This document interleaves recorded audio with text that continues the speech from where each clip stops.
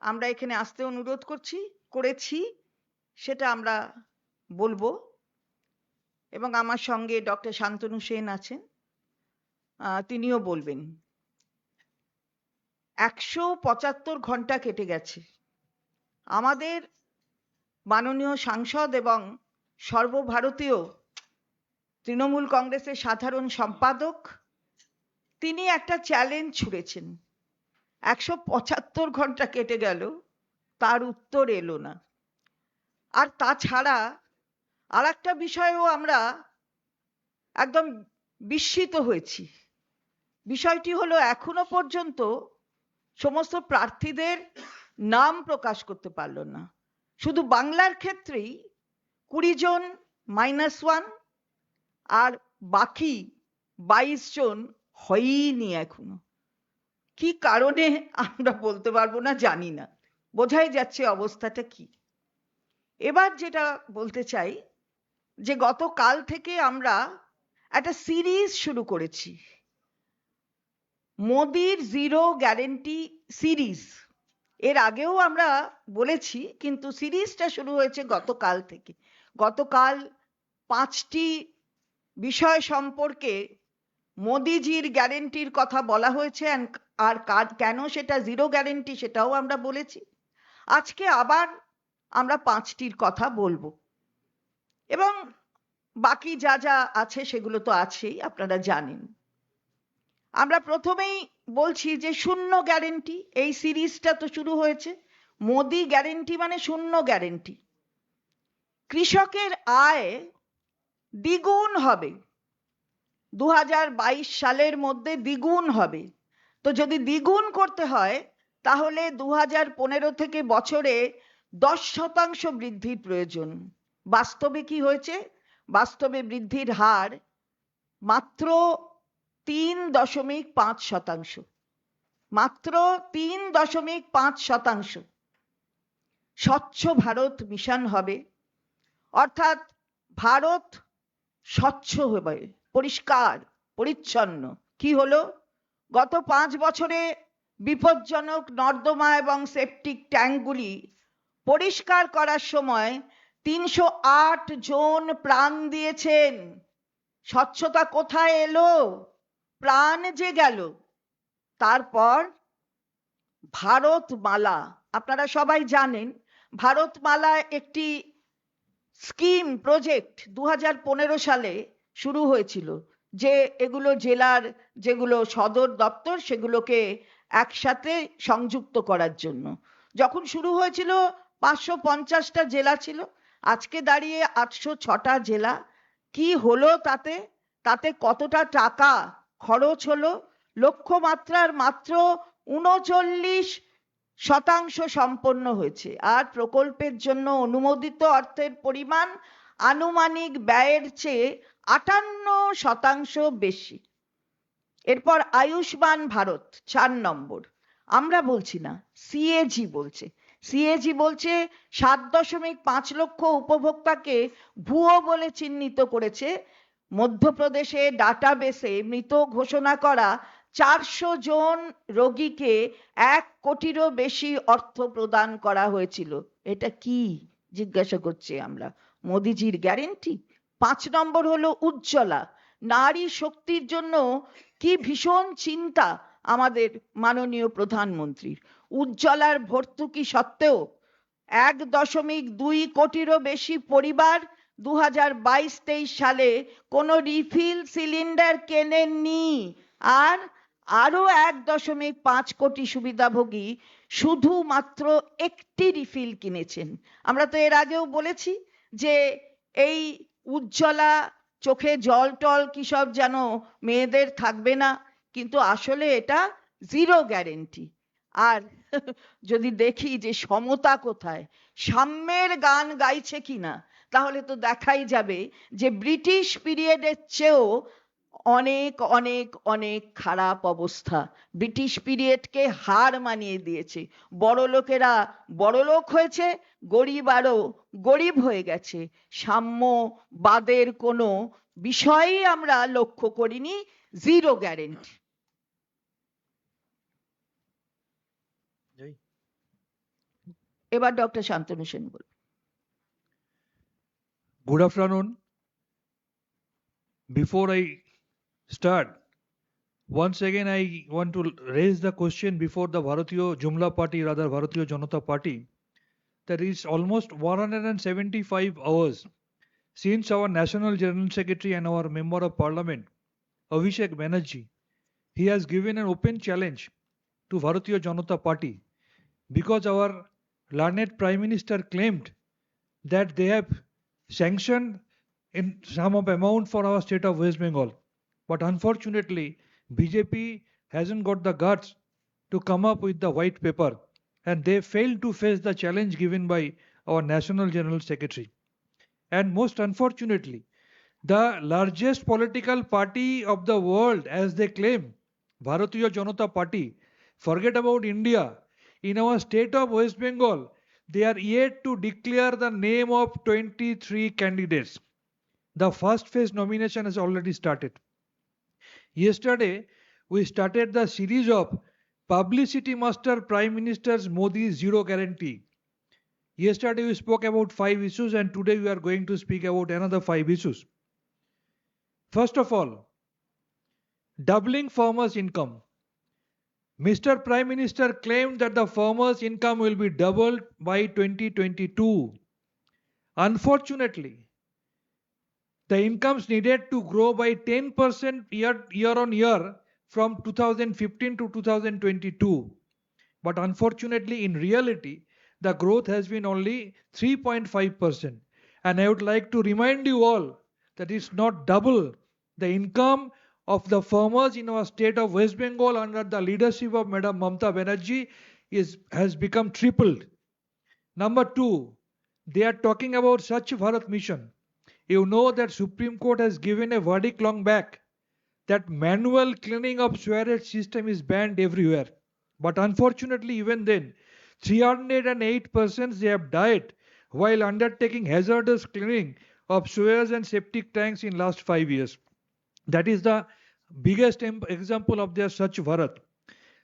Bharatmala, number 3. You know, in phase 1, the Bharatmala project has completed just 39% of this original target. And the amount sanctioned for the project is 58% more than the estimated cost. I would like to remind you all know by now that 1 kilometer of road was supposed to be restored at a rate of 18 crores, but the actual cost became 250 crores. Number 4, Ayushman Bharat. These data have been given by CAG, not by me, not by our party only. CAG revealed that more than 7.5 lakhs beneficiaries to be invalid.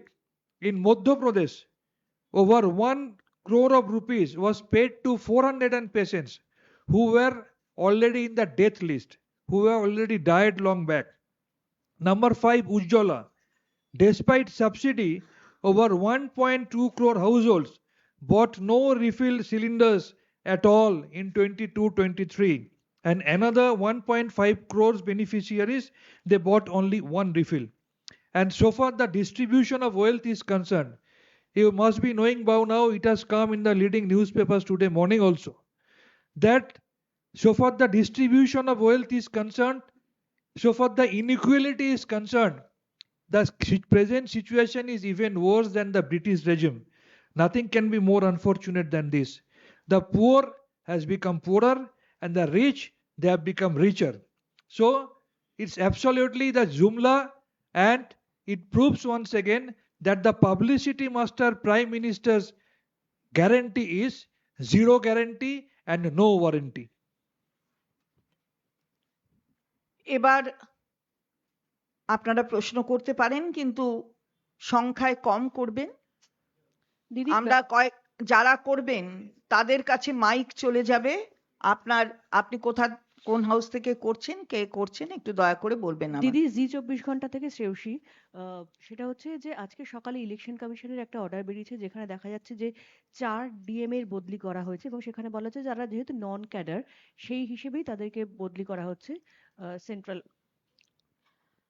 দেখুন, এতই যদি confident, তো এইসব বদলি টদলি করার দরকারটা কি হচ্ছে?